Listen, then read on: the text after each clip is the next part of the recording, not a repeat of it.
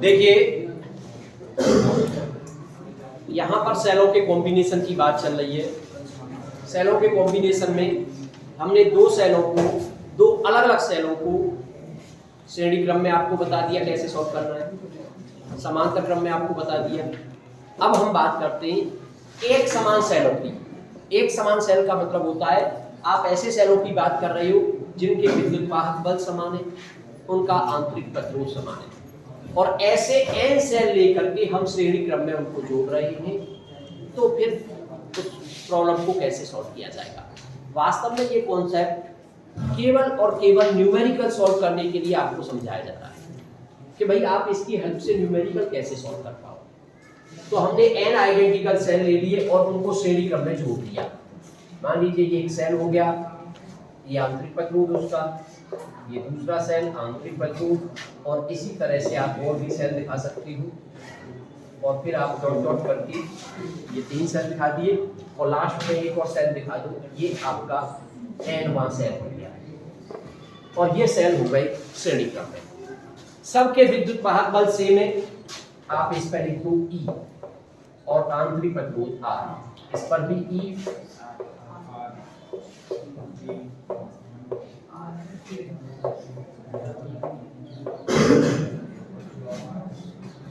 आप ध्यान से देख लेंगे क्वेश्चन में सेल को कि कोई सेल अपोजिट पोलैरिटी के साथ तो नहीं जुड़ा हुआ है। तो हम देख रहे हैं सभी के पॉजिटिव डंडे एक ही तरफ है, इसका मतलब सभी सेल एक ही डायरेक्शन में करंट खींचेंगे। इसका मतलब सब एक दूसरे का सपोर्ट कर रहे हैं, ठीक है। और करंट की डायरेक्शन को दिखा दूंगी,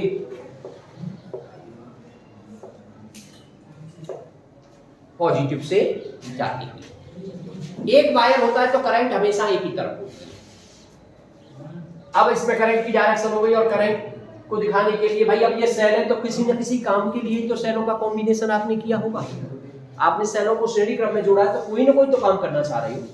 मान लीजिए आप किसी बल्ब को जलाना चाहते हो, किसी पंखे को चलाना चाहते हो, फिर आप और कोई काम करना चाहते हो, और वो क्या है? एक प्रतिरोध। इसका मतलब इनके साथ में फिर आपने नीचे की तरफ एक बाहरी प्रतिरोध R को कनेक्ट कर दिया, जिसे आप कुछ भी मान सकते हैं। तो ये करंट ऐसे करके आई और ये प्रतिरोध हो गया आपका कैपिटल R। तो न्यूमेरिकल कोई भी आए, मेन टारगेट विद्युत धारा को निकालने का ही होता है। तो अब यहां हम विद्युत धारा निकालना चाहते हैं, और ये कॉन्सेप्ट मैं पहले बता चुका हूं आपको कि विद्युत धारा निकालने का मतलब टोटल विद्युत वाहक बल निकालो, कुल आंतरिक प्रतिरोध निकालो, फिर कुल प्रतिरोध निकालो, और विद्युत धारा का फॉर्मूला लगा दो। तो कॉन्सेप्ट हमारा क्या निकल के आया था कि अगर सेल श्रेणी क्रम में जुड़े होते हैं तो उनके विद्युत वाहक बल आपस में प्लस हो जाते हैं। सही है ना? कल ये कॉन्सेप्ट निकाल लिया था आपने।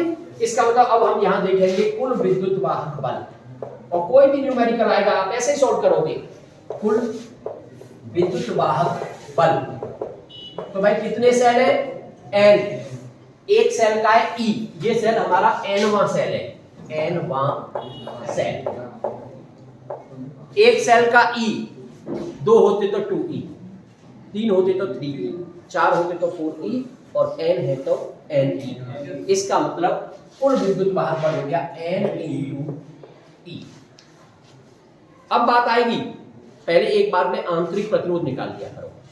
अब कुल आंतरिक प्रतिरोध, कुल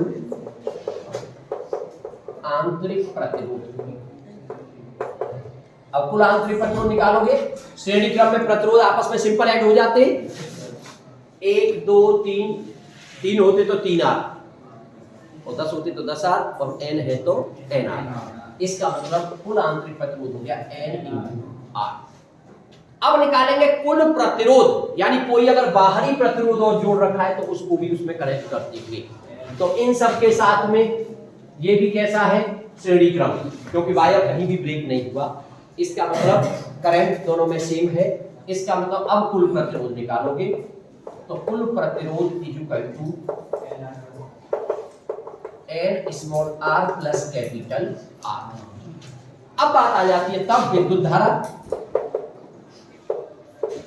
अब विद्युत धारा आप निकालोगे तो I इक्वल टू फॉर्मूला होता है कुल विद्युत बल, जो कि आपने निकाल लिया है। कितना है? n अपॉन कुल प्रतिरोध N R plus capital R. ये आपका फॉर्मूला आ गया। और इसी तरीके से आप कोई भी न्यूमेरिकल आ जाए श्रेणी क्रम का, उसको आसानी से आप सॉल्व कर लोगे। ठीक है। अब लेकिन ये बात और आती है, भाई श्रेणी क्रम में जोड़ने से कोई फायदा भी हुआ है, और फायदा हुआ है तो कब हुआ है, थोड़ा सा हमें इस चीज को समझना होगा। और इसे समझने के लिए अब यहां से हम थोड़ी सी बात करते हैं। ये पॉइंट बहुत इंपॉर्टेंट है, कभी कभी एक नंबर में सिंपल ही इस पॉइंट को पूछ सकता है वो आपसे कि ये फायदेमंद कब है श्रेणी क्रम में सेलों को कनेक्ट करना। मान लीजिए आपने लिया, दो कंडीशन आप ले रहे हैं यहां पे, कंडीशनों की बात कर रहे हैं। पहली कंडीशन है हमारा कि जो आंतरिक प्रतिरोध है, वो आंतरिक प्रतिरोध बाहरी प्रतिरोध की तुलना में बहुत ज्यादा है। तो आंतरिक प्रतिरोध कितना है, एन आर है, और बाहरी प्रतिरोध कितना है, आर। तो आपने मान लिया N R is much greater than capital R. यदि आप ये लेके चल रहे हैं, कोई प्रॉब्लम है हमारे पास, और प्रॉब्लम में इस तरह की कंडीशन चल रही है कि भाई जो इंटरनल रेजिस्टेंस है वो एक्सटर्नल रेजिस्टेंस से बहुत ज्यादा है, तो क्या सिचुएशन बनेगी उसको समझना चाह रहे हैं। इसका मतलब आंतरिक प्रतिरोध बहुत बड़ा है और बाहरी प्रतिरोध उसकी तुलना में बहुत छोटा है, तो उसको छोड़ दो भाई बाहरी प्रतिरोध को। तब उस केस में विद्युत धारा क्या हो जाएगी, फिर आई बराबर N E upon N R, और प्लस आर की जगह पे जीरो रख देंगे, क्योंकि वो निग्लिजिबल है, वो बहुत छोटा है। अब आप देखोगे तो एन से एन कैंसिल हो गया, और क्या आया, ई अपॉन आर। यानी विद्युत धारा किसके बराबर आ रही है, ई अपॉन आर के बराबर आ रही है। एक बात बताइए, अगर मैं एन सेल नहीं लेता, मैं केवल एक सेल लेता, सोचना जरा बात को, मैं केवल एक सेल लेता तो विद्युत धारा कितनी आती है। अगर मैं एन सेल न लेकर के एक सेल लेता और ये कहता कि आंतरिक प्रतिरोध जो है वो बहुत बड़ा है बाहरी प्रतिरोध के कंपैरिजन में, तो एक सेल अगर लेता तो आप क्या करते, उसको विद्युत धारा को दिखाते तो कितना आता, ई, भाई कुल विद्युत भाग ई हो जाता, और E upon R plus R हो जाता आई का मान। एक सेल अगर आपका होता तो I equal to E upon R plus R, लेकिन आप कह रहे हैं कि आंतरिक प्रतिरोध बड़ा है इससे, तो ये जीरो, तो फॉर्मूला कितना आता, और अब भी कितना आ रहा है। क्या कोई फायदा हुआ जोड़ने से सेलों को, कोई फायदा नहीं। यानी श्रेणी क्रम में अगर आंतरिक प्रतिरोध का मान बाहरी प्रतिरोध से बहुत ज्यादा है तो सेलों को जोड़ने से कोई फायदा नहीं हो रहा। एक इतने सेलों से मिलाकर के भी उतनी ही करंट फ्लो हो रही है जितनी कि एक सेल से हो सकती थी। इसका मतलब इस केस में कनेक्ट करना श्रेणी क्रम में कोई फायदेमंद नहीं है, इसका कोई बेनिफिशियल सौदा नहीं है। सही है। अब क्या करना चाहिए, तो कब फायदेमंद होगा उसको देखने के लिए दूसरा ऑप्शन और बचा है, उसको भी चेक कर लो। अब की बार आपने मान लिया यदि R is very very greater than N R, यानी अब की बार हम ये मान के चल रहे हैं कि बाहरी प्रतिरोध बहुत बड़ा है, किसकी तुलना में, आंतरिक प्रतिरोध की तुलना में। जब बाहरी प्रतिरोध बहुत बड़ा होगा तो अब करंट निकालो फिर। अब आंतरिक प्रतिरोध को छोड़ दो उसकी तुलना में, तो अब केवल कितना आएगा, एन ई अपॉन आर। अगर एक सेल होता तो कितनी करंट आती, एक सेल होता तो करंट आती I equal to E upon R plus, लेकिन बाहरी प्रतिरोध बड़ा है आंतरिक प्रतिरोध छोटा है तो वो छूट गया, तो कितना आता, ई अपॉन कैपिटल आर। लेकिन अब कितनी आ रही है, एन ई अपॉन आर, यानी ई अपॉन आर का एन टाइम्स, इसका मतलब करंट बढ़ गई। तो वास्तव में ये फायदेमंद है, ये पॉइंट इंपॉर्टेंट है। यानी रिजल्ट के रूप में आप क्या याद रखोगे कि सेलों को श्रेणी क्रम में जोड़ने का फायदा आपको तभी मिलता है जब बाहरी प्रतिरोध का मान आंतरिक प्रतिरोध की तुलना में बहुत ज्यादा होता है। तो ये रिजल्ट भी आपको आना चाहिए, यानी ये तरीका भी आना चाहिए आपको न्यूमेरिकल सॉल्व करने का, क्योंकि वहां न्यूमेरिकल जब आएगा तो वहां एन सेल नहीं कहेगा, वहां तो 4 सेल 5 सेल 10 सेल ऐसे कहेगा, और वहां तुमसे एक और ट्रिक कहेगा, अपोजिट पोलैरिटी वाली बात भी कहेगा। तो वो मैंने कल समझा दी कि भाई जितने भी सेल अपोजिट पोलैरिटी के हैं उनके ईएमएफ को माइनस लगा लेना, पर ऐसा मत कर देना कि 15 सेल है तो 15 माइनस करो, 15 सेल है और 2 की पोलैरिटी अपोजिट है तो 13 तो प्लस वाले हुए और 2 माइनस वाले हुए, समझ गए ना। तो 13 - 2 करना है, न कि 15 - 2 कर दो आप उसको। क्लियर। ये होता है सेलों का श्रेणी क्रम में संयोजन, एक समान सेलों का श्रेणी क्रम में। कहीं कोई ऐसा टॉपिक नहीं है, इससे कभी थ्योरी नहीं पूछी जाएगी, केवल आपसे पूछा जाएगा न्यूमेरिकल और या फिर ये वाला पॉइंट। मल्टीपल चॉइस में ये पॉइंट भी पूछा जा सकता है सीधे सीधे, श्रेणी क्रम में सेलों को जोड़ने का फायदा कब मिलता है। ऑप्शन में दे देगा जब आंतरिक प्रतिरोध बहुत बड़ा हो, जब बाहरी प्रतिरोध बहुत बड़ा हो, जब दोनों प्रतिरोध बराबर हो, या फिर इनमें से कोई नहीं। तो आप ध्यान रखेंगे जब बाहरी प्रतिरोध बहुत बड़ा होता है तो सेलों को श्रेणी क्रम में जोड़ने का फायदा हमें तभी मिलता है। बात समझ में आ गई कि नहीं? अब सेम टॉपिक हम करते हैं, एक समान n सेलों का समांतर क्रम में संयोजन। ये श्रेणी क्रम में हो गया। अब हम बात करते हैं किसकी? समांतर क्रम।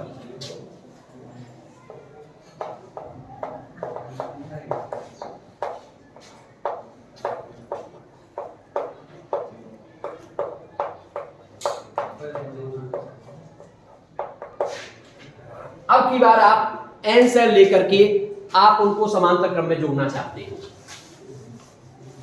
जब आप n सेलों को समांतर क्रम में जोड़ोगे, अब मैं आपसे पूछूंगा एक पॉइंट, अक्सर बच्चे उस पॉइंट पे गलती करते हैं, उस पॉइंट को आपको समझना होगा। तो n सेल ले लिए सब, पहला सेल और उसका आंतरिक प्रतिरोध, दूसरा सेल आंतरिक प्रतिरोध, और इसी तरह से डॉट डॉट दिखा देता हूं, ये हो गया आपका n वां सेल और ये आंतरिक प्रतिरोध। आप चाहे तो लिख दो इस पे n वां सेल। अब इन सभी सेलों के एक एक सिरे एक पॉइंट से और दूसरे सिरे दूसरे पॉइंट से, यही तरीका है ना समांतर क्रम में जोड़ने का।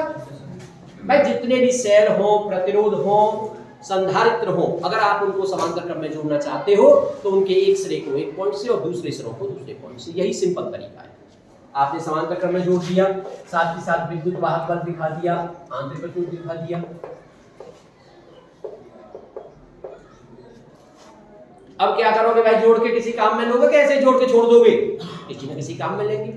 काम में लेने का मतलब यह बाहरी प्रतिरोध से कनेक्ट कर दिया, ये बाहरी प्रतिरोध लगा दिया। अब यहां से करंट चलेगी, यहां से चलेगी और यहां पे आके करंट इकट्ठी हो जाएगी और मान लो टोटल करंट तो यहीं पे आएगी इस वाले में कि भाई टोटल करंट कितनी आ रही है, आई आ रही है। और उस करंट को निकालने का क्या होता है?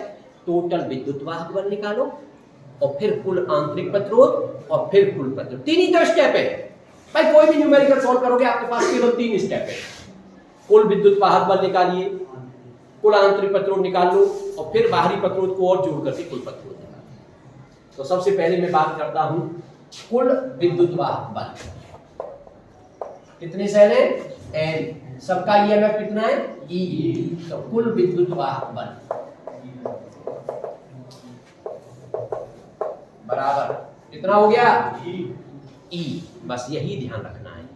अगर आपने n ही कह दिया आपका क्वेश्चन गलत, क्योंकि कल आप जब पैरेलल में जोड़ा था आपने तो वहां आप इस रिजल्ट को निकाल के लाई थी कि श्रेणी क्रम में सेलों को जोड़ने पर तो विद्युत वाहक बल जुड़ जाते हैं, लेकिन समांतर क्रम में सेलों को जोड़ने पर विद्युत वाहक बल प्लस नहीं होते, बल्कि सभी का विद्युत वाहक बल एक जैसा है तो एक ही विद्युत वाहक बल वहां पे काम करता है।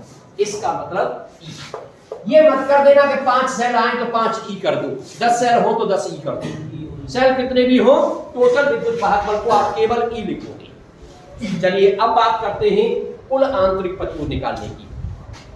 चूंकि यहां पर आंतरिक प्रतिरोध समांतर क्रम में है तो समांतर क्रम के लिए फॉर्मूला 1/4 वाला काम करता है, तो आप 1/4 में जोड़ते हुए उसको निकालोगे। तो कुल आंतरिक प्रतिरोध के लिए जब सॉल्व करोगे, कुल आंतरिक प्रतिरोध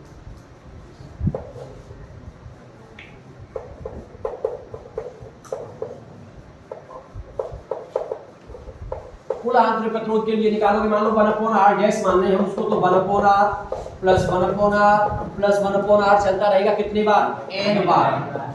n बार चलेगा ये। अगर 2 बार होता तो 2/r, 3 बार होता तो 3/r, 10 बार होता तो 10/r और n बार है तो n/r, तो ये हो जाएगा n/r। लेकिन ये वैल्यू 1/r डैश की है और हमें चाहिए r डैश, तो r डैश कितना हो जाएगा? r/n। तो कुल आंतरिक प्रतिरोध तो ये आ गया। अब इस r/n में ये श्रेणी क्रम में ये कैपिटल आर और लगाए। अब निकालोगे कुल प्रतिरोध।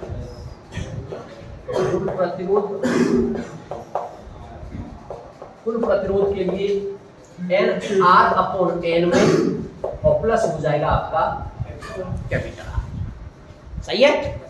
अब आपका सिंपल फॉर्मूला। अब विद्युत धारा आई निकालोगे। आई के लिए कुल विद्युत वाहक बल कितना था, ई अपॉन कुल प्रतिरोध आर अपॉन एन और प्लस कैपिटल आर। तो चाहो तो फॉर्मूले को यही छोड़ दो, और चाहो तो थोड़ा सॉल्व करना चाहते हो तो और ऐसा करो, नीचे एन एलसीएम लेकर के सॉल्व कर लो। तो I equal to N LCM लोगे तो ये हो जाएगा E upon R plus N capital R, और एन ऊपर चला जाएगा तो N E upon R plus N R, ये हो जाएगा। बात समझ में आ रही है ना। तो ये तो हो गया न्यूमेरिकल सॉल्व करने का तरीका। लेकिन भाई ये भी चेक कर लो इसमें भी उसी की तरह कि फायदा हो भी रहा है कि नहीं हो रहा, या फिर फायदा हो रहा है तो कब हो रहा है। कंडीशन दो ही होती है, या तो आंतरिक प्रतिरोध को ज्यादा मानो या फिर बाहरी प्रतिरोध को ज्यादा मानो। तो कंडीशन पहले देखते हैं। तो फर्स्ट कंडीशन की बात कर रहे हैं हम। फर्स्ट कंडीशन में हम लेके चल रहे हैं हमारा आंतरिक प्रतिरोध जो है आर, आर की वैल्यू क्या है, much greater than capital R. R की वैल्यू कैपिटल आर से बहुत बड़ी है। जब आर बड़ा है तो एक तरह से आर अपॉन एन भी बड़ा ही होगा। सेलों की संख्या से उस पर कोई फर्क नहीं पड़ रहा, समझ गए ना।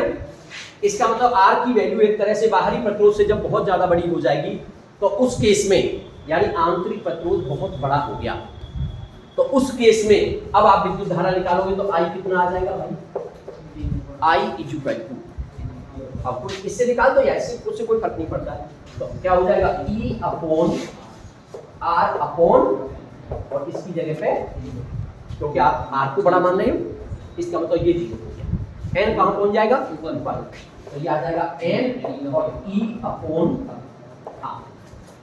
मान लो आपका एक सेल होता, तो एक सेल होता तो विद्युत धारा कितनी आती, I equal to E upon R plus R, और ये हो जाता कम जीरो, तो क्या आ जाता ई अपॉन, और यहां आ रही है ई अपॉन आर का एन टाइम्स। तो फायदा तो हो रहा है भाई, तो ये फायदे वाला। पर फिर भी चलो दूसरे वाले को भी चेक करके देख लेते हैं उसमें क्या सिचुएशन बनती है। दूसरे केस में आप मान रहे हो capital R is much greater than small R. Capital R बहुत बड़ा है। अब कैपिटल आर बहुत बड़ा होगा तो कैपिटल आर के कंपैरिजन में ये वाला आंतरिक प्रतिरोध क्या हो जाएगा, छूट जाएगा। तो उस केस में विद्युत धारा आई इक्वल टू क्या आ जाएगी, ई अपॉन कैपिटल आर। और अब आप आई इक्वल टू ले रहे हो E upon R plus R, और इसको बहुत बड़ा बता रहे हो तो ये छूट गया। अब कितनी आई, ई अपॉन आर, और अब भी कितनी आ रही है, ई अपॉन आर। इसका मतलब इसे कोई फायदा नहीं हो रहा है भाई। सेलों को जोड़ने से क्या फायदा होगा जब एक सेल के बराबर ही आ रही है, तो सही है ना। इसका मतलब फायदा कब है, जब आंतरिक प्रतिरोध मच ग्रेटर देन द बाहरी प्रतिरोध। उल्टा हो गया दोनों में। वहां पे क्या कब फायदेमंद हो रहा था, सही है ना, वहां पर बाहरी प्रतिरोध जब बड़ा था तब फायदा हो रहा था। तो ये रिजल्ट आपको ध्यान रखना है, यानी न्यूमेरिकल सॉल्व करने का तरीका तो याद रखना ही है, साथ ही साथ ये रिजल्ट भी आपको ध्यान रखनी है कि अगर आंतरिक प्रतिरोध बहुत बड़ा होता है बाहरी प्रतिरोध से तब तो समांतर क्रम में जोड़ने में फायदा होता है, और अगर बाहरी प्रतिरोध बड़ा होता है आंतरिक प्रतिरोध से तो श्रेणी क्रम में जोड़ने में फायदा होता है। ये दोनों रिजल्ट भी आपको आने चाहिए। कभी कभी सीधे सीधे उस पर क्वेश्चन बना सकता है, कंपटीशन में भी क्वेश्चन में डाल सकता है इस तरह का। ठीक है, रही बात न्यूमेरिकल सॉल्व करने की, कोई प्रॉब्लम नहीं है, आप कोई भी न्यूमेरिकल आ जाए उसको सॉल्व कर लो। ठीक है भाई। अब एक काम और रह गया और वो है मिक्स ग्रुपिंग, और बहुत इंपॉर्टेंट पॉइंट आएगा। एक ऐसा रिजल्ट निकल करके आएगा, अक्सर उस पर कंपटीशन में क्वेश्चन दे देता है, और आजकल तो बोर्ड में भी क्वेश्चन आने लगे कंपटीशन के लेवल पे। तो चलिए उस पॉइंट को और देखते हैं।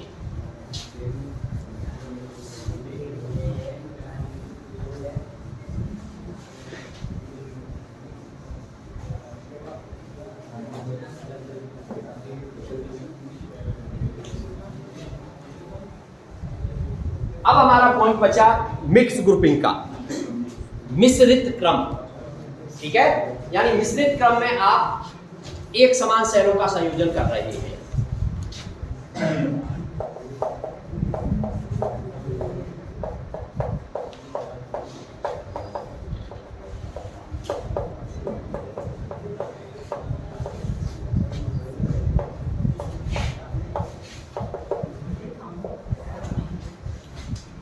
Mixed grouping. अब मिक्स्ड ग्रुपिंग क्या होती है इसको समझिए। मान लीजिए हमने n सेल लिए और n सेलों को श्रेणी क्रम में जोड़ा। पहला सेल, दूसरा सेल, तीसरा सेल और डॉट डॉट डॉट ये n वां सेल।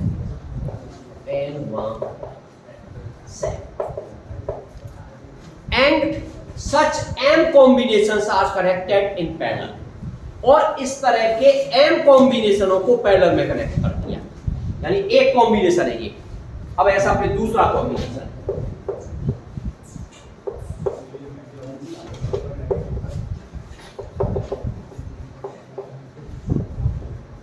तीसरा कॉम्बिनेशन,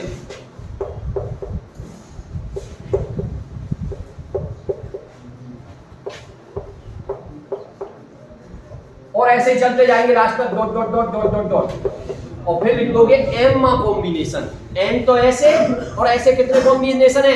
m। तो अब की बार m मा कॉम्बिनेशन है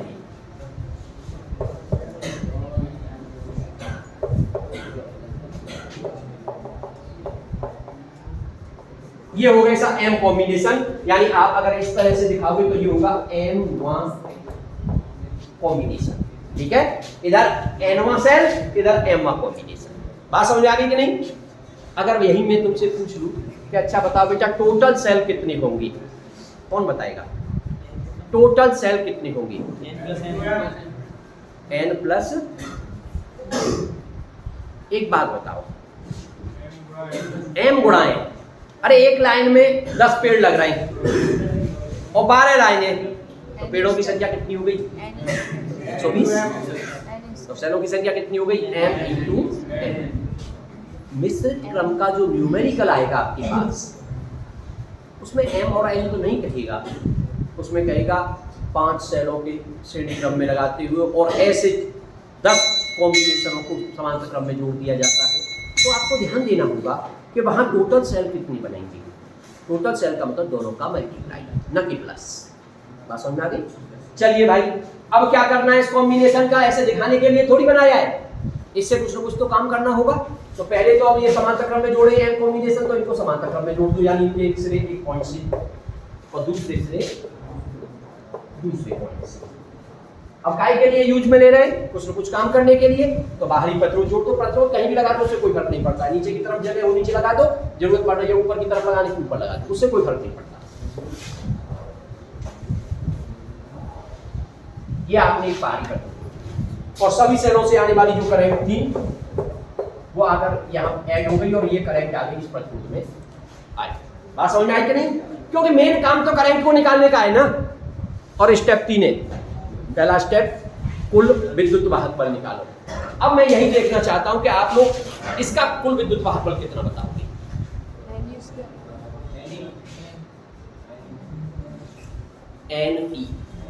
NE स्क्वायर। देखिए क्यों n? क्योंकि एक लाइन का कितना होगा भाई? सबके E है और सबके आंतरिक प्रतिरोध आ रहे हैं। मैं केवल एक पे लिख रहा हूं, बाकी पे लिख के नहीं दिखा रहा। सही है, सब सेल आइडेंटिकल है, सबके विद्युत वाहक बल और आंतरिक प्रतिरोध सेम है, और उसको दिखा दिया E और R। अब ये सब n कितने कैसे क्रम में? श्रेणी क्रम में। तो श्रेणी क्रम में तो n हो जाता है ना, आप जानते हो ना, श्रेणी क्रम में n हो जाता है, इसका मतलब NE। अगले वाले का भी NE, अगले वाले का भी और लास्ट वाले का भी। लेकिन समांतर क्रम में तो एक का यूज करते थे ना, इसका मतलब एक कॉम्बिनेशन का NE ही यूज होगा। तो कुल विद्युत वाहक बल हो गया, कुल विद्युत वाहक बल इक्वल टू NE। अब बात आएगी भाई कुल प्रतिरोध, वो भी आंतरिक वाला।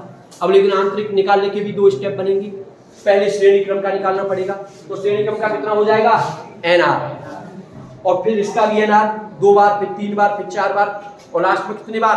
M बार। इसका मतलब कुल आंतरिक प्रतिरोध के लिए क्या करोगे? कुल आंतरिक प्रतिरोध के लिए 1/R डैश हो जाएगा।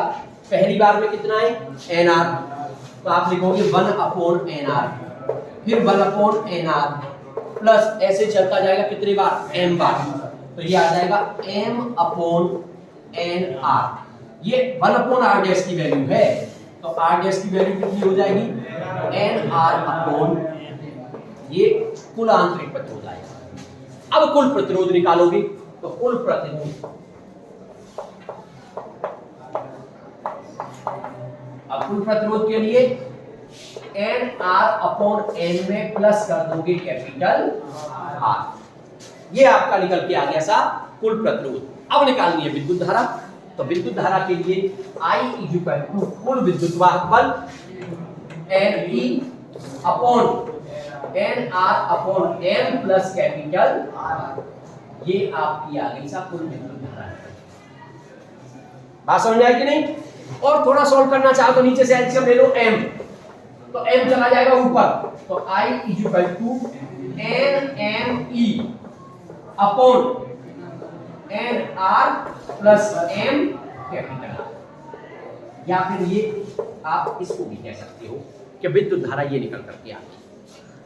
लेकिन अब बात ये आती है कि भाई फायदेमंद कब है? फायदेमंद का मतलब होता है हम ये देखना चाहते हैं करंट कब अधिकतम आएगी। यही तो बार बार देखा है आपने कि विद्युत धारा अधिकतम कब होगी। अब इसमें विद्युत धारा को अधिकतम करने के लिए समझना थोड़ा सा मुश्किल काम है, ये इतना आसान नहीं है काम। क्वेश्चन कैसे सॉल्व करोगे वो आपकी समझ में आ गया। खास बात, विद्युत वाहक बल कैसे निकाला जाएगा, आंतरिक प्रतिरोध कैसे निकाला जाएगा, श्रेणी क्रम का ध्यान रखते हुए सॉल्व करना, लापरवाही नहीं करनी है। दूसरी बात, जो रिजल्ट आने की बात हम कर रहे हैं वो रिजल्ट कैसे लाना है उस बात को समझने की कोशिश करिए। यानी हम विद्युत धारा को अधिकतम करना चाहते हैं, तो विद्युत धारा को अधिकतम करने के लिए एक बात बताओ भाई, अगर कोई फंक्शन हमारे पास ऐसा है कि उसमें डिवाइड वाला फंक्शन है, किसी चीज में किसी का भाग लग रहा है और आप चाहते हो कि आंसर ज्यादा आ जाए, तो जो भाग लगाने वाली संख्या छोटी से छोटी होगी तभी तो आंसर ज्यादा आएगा। आप चाहते हो यानी फॉर आई मैक्सिमम, आई के अधिकतम मान के लिए बात करना चाहते हो आप, तो आई का अधिकतम मान तो तब आएगा ना जब ये नीचे वाले का न्यूनतम मान आ जाए, यानी अंश बटे हर, तो हर का मान अगर न्यूनतम होगा तो आंसर आपका अधिकतम आ जाएगा। क्लियर है कि नहीं? इसका मतलब आई के अधिकतम मान के लिए आप कह सकते हो N R plus M R न्यूनतम होना चाहिए। बताइए ये बात सही है कि आई के अधिकतम मान के लिए जो हर है उसका N R plus M R वो क्या होना चाहिए? न्यूनतम होना चाहिए। अब बस हम यही देखना चाहते हैं कि ये न्यूनतम कब होगा, ये मिनिमम कब होगा, इसको निकालना चाहते हैं। और इसे निकालने के लिए थोड़ा सा अलग से ट्रिक लानी पड़ेगी, उसको समझना पड़ेगा हमें कि भाई इसको न्यूनतम कैसे दिखाएं हम। तो देखिए हमने क्या किया, N R plus M R, हम इसको होल स्क्वायर बनाना चाहते हैं। किसका? रूट में एन आर और रूट में एम आर का होल स्क्वायर बनाना चाहते हैं। तो हमने क्या किया, इसके अंदर ये प्लस करके ट्वाइस रूट में N R into M R जोड़ दिया और एक बार हटा दिया। भाई मैथमेटिकली सही रखने के लिए तो ऐसे थोड़ी का मन कर रहा है वो जोड़ दे।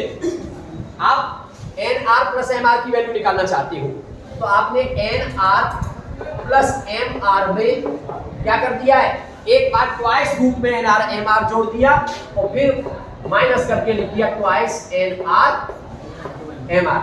अब देखो मैथमेटिकली सही है कि नहीं? किसी में 5 जोड़ दिया, 5 घटा दिया, क्या फर्क पड़ा? कुछ भी फर्क नहीं पड़ा। तो N R plus M R में इक्वल टू ये कर दिया आपने। अब कोई फर्क पड़ा इसमें? कोई फर्क नहीं पड़ा। लेकिन अब आप इसको और इसको साथ साथ ले लो और इसे साथ साथ लेंगे तो इसे लिख सकते हो रूट में एन आर माइनस रूट में एम आर का होल स्क्वायर, कह सकते हो कि नहीं? और साथ में क्या है फिर प्लस का ट्वाइस रूट में एन आर इंटू एम। कोई दिक्कत तो नहीं है? और हम चाहते हैं कि ये कैसा हो जाए, न्यूनतम, और ये न्यूनतम मान डिपेंड कर रहा है इस पे। एक बात बताओ भाई, इसमें कहीं माइनस दिख रहा है कि? अब जब उसमें माइनस ही नहीं है तो वो तो हमेशा प्लस ही होना है ना। लेकिन इन दोनों को देखो। अब एक बात बताइए कि ये पूरा फंक्शन न्यूनतम कब आ सकता है? भाई ये वैल्यू तो आनी है।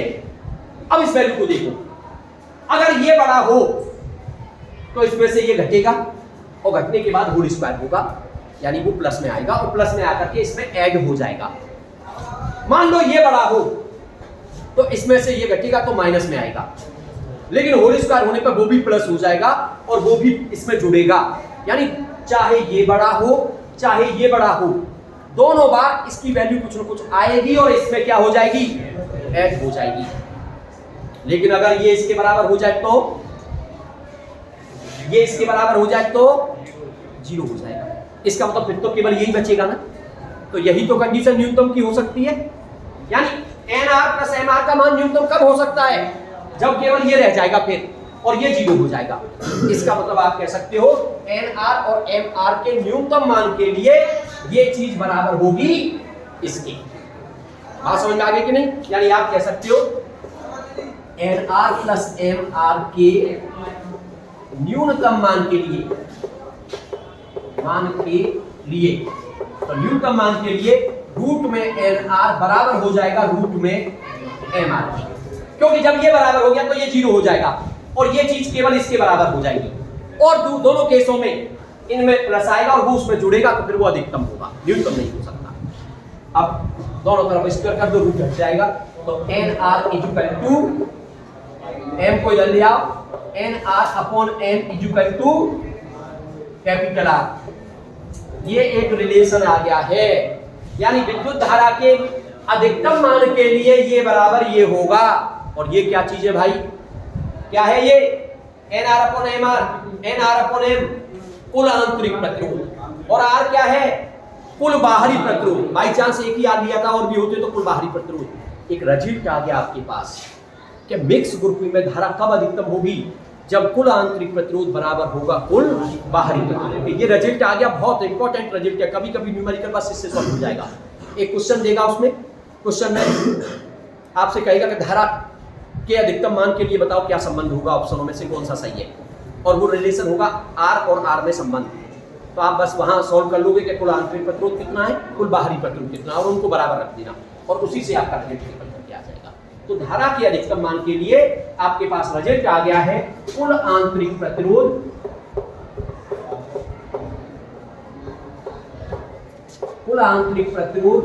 बराबर बाहरी प्रतिरोध। ये रिजल्ट आ गया है और बहुत इंपॉर्टेंट रिजल्ट है, इसको आप लोग याद रखेंगे। अब अगर जरूरत पड़ जाए अधिकतम धारा निकालने की कि भाई I मैक्सिमम कैसे निकालोगे, तो I मैक्सिमम बराबर, ध्यान दीजिए, दो तरह से निकल सकती है I मैक्सिमम, क्योंकि आपने क्या कह दिया, ये और ये बराबर होंगे, ये और ये बराबर होंगे। अब अगर आंतरिक प्रतिरोध दिया है तो केवल इससे सॉल्व करो, और बाहरी प्रतिरोध दिया है तो इससे सॉल्व करो। सॉल्व कैसे किया जाएगा, NE अपॉन ये और ये बराबर है, और केवल बाहरी प्रतिरोध दे रखा है, ये नहीं दे रखा है स्मॉल r, तो आप लिखोगे R प्लस R, क्योंकि बराबर है तो भाई दोनों को बराबर कर दो। इसका मतलब ये हो गया NE अपॉन 2R। लेकिन अगर तुम्हें केवल आंतरिक प्रतिरोध दे रखा है, बाहरी प्रतिरोध की वैल्यू नहीं दे रखी है, तो फिर I मैक्सिमम के लिए क्या कर दोगे, NE अपॉन NR, और वो भी उसी क्रिया में लगाएंगे तो ट्वाइस हो जाएगा, ट्वाइस NR अपॉन M आएगा तो M ऊपर चला जाएगा। बताइए बात समझ में आई है कि नहीं? और N से N कैंसिल भी हो जाएगा, फिर ME अपॉन 2R हो जाएगा। सही है ना? तो कुल मिलाकर के आपको ध्यान रखना है, जो रिजल्ट हमारा आया मिक्स ग्रुपिंग में, वो केवल इतना है कि धारा के अधिकतम मान के लिए कुल आंतरिक प्रतिरोध का मान बाहरी प्रतिरोध के बराबर होगा। यही हमारा बहुत इंपॉर्टेंट पॉइंट है। चलो